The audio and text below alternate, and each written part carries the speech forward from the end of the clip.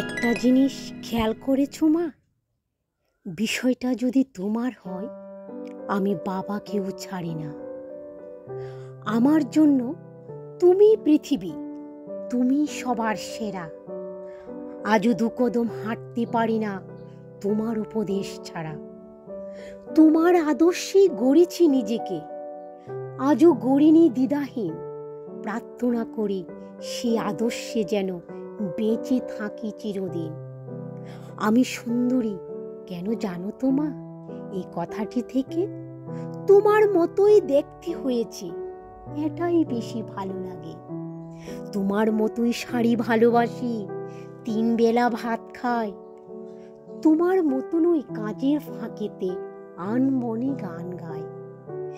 Gas কমিয়ে মাংস কষায়, তবু তোমার মতন হয় না। কেন জানো তো মা? তোমার হাতের রান্নার সেই গন্ধটাই পাওয়া যায় না। তোমার মার মতনই জোড়া ভরু রাখি, এলো খোপা করি চুলে। এত কিছু করি শুধু তোমার মতোই হতে চাই বলে। বেশ কয়েক বছর আগে আমায় সুশিক্ষা দেবে বলে নারীর নীতি বলে একখানা বই কিনে দিয়েছিলে। পড়েও ছিলাম কয়েক পাতা, বাকিটা দিয়েছি ছেড়ে। 2 পাতা পড়েই মনে হয়েছিল কি করব ওইটা পড়ে। বেশ রেগেছিলে তুমি, জিজ্ঞাসাও করেছ, যদিও সেদিন কিছু বলিনি আমি। কি বলবো মা, কি পড়বো আমি ওই কয়টা কাগজের ভাঁজে? আসল নারী তো বিরাজ করছে আমার মায়ের মাঝে।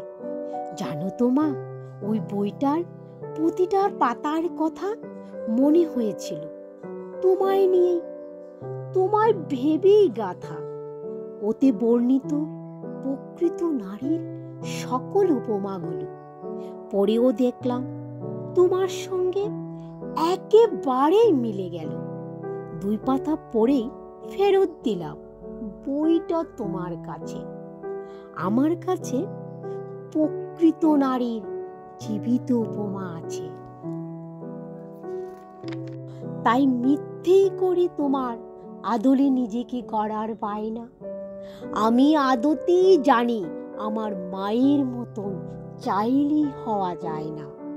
তোমার মতো অত স্নিগ্ধতা আমার ভিতর কই? তোমার মতো অত স্নেহশীলতা আমি অন্তত নই। ও মা, ওই দেখো, এতটুকু শুনি চোখে জল চলে এলো। অমনি আবার আমার সকল ছন্দ গুলিয়ে গেল। যাগ্গে ছন্দ পতন ঘটুক, কি আর এলো গেল।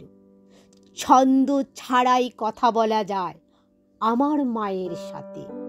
ভালোবাসি খুব এতটুকু, যদিও বৃথাই বলা। তোমার হাত ধরে পৃথিবীতে আসা জীবনের পথ চলা। হোঁচট খেয়েছি, পড়িনি কখনো, তুমি হাত ধরে নিয়েছ। অবাধ্যতায় শাসন করেছ, এগিয়ে যাওনি একা ফেলে। আমি হাসতে শিখেছি, আমি বাঁচতে শিখেছি, আমি নতুন করে। কারণ তুমি এই হাতখানি দাওনি কখনো ছেড়ে। ভুল করে গেছি বারবার কত, শুধরে দিয়েছ তুমি। আর জন্মেও যেন তোমাকে পাশে পেতে চাই আমি। Happy mother's day. তো আজকে এই মাতৃদিবসে মাকে আমার এই ছোট্ট ব্লগের মাধ্যমে প্রণাম জানাই। মা যেখানেই, মা আমার পাশে নেই, মা আমার বাড়ি থেকে অনেক দূরে থাকে মা। তো মা দূর থেকে আমাকে আশীর্বাদ করো, আমি যেন সামনে আরও এগিয়ে যেতে পারি। তোমার হাত আমার মাথার উপরে রাখো, এই আর কি। তো বন্ধুরা, আমার একটা ছোট্ট বোন বলতে পারো এটা আবৃত্তি করেছে, আমি ফেসবুকে দেখেছি, আমার খুব ভালো লেগেছে। তো আমি এটা থেকে আমি যতটুকু মানে মানে পারলাম আমি এতটুকুই আমি মার সম্বন্ধে বললাম। আমি আজকে আমার মার সম্বন্ধে এই কথাগুলো বলে আমি খুব গর্ব ফিল করছি। তো তোমাদের কাছে যদি আমার এই মার কথা সম্বন্ধে বলা এই ব্লগটুকু যদি তোমাদের ভালো লেগে থাকে, প্লিজ বন্ধুরা একটা লাইক, একটা শেয়ার অ্যান্ড একটা সাবস্ক্রাইব করে দিবে। আর ভুল ত্রুটি হলে আমাকে ক্ষমা করবে। ছোটরা আমাকে ভালোবাসা দিয়ে মাফ করবে, বড়রাও আমাকে ক্ষমা করবে, এই আর কি। তো শুভ মাতৃদিবস। মা দূর থেকে ভালোবাসা নিও, প্রণাম নিও। আর বন্ধুদেরও বলছি আজকের দিনে অন্ততপক্ষে মাকে একটা প্রণাম করো, কারণ যে মা পৃথিবীর আলো দেখিয়েছে, যার জন্য আমরা এত রঙিন স্বপ্ন দেখতে পাচ্ছি, তাকে যদি আমরা ভালো না বাসি, তাকে যদি সম্মান না করি, তাহলে কি করে হবে বলো? হ্যাঁ, মাকে কখনো কষ্ট দেবে না। মায়ের ঋণ কি কখনো শেষ করা যায় বন্ধুরা?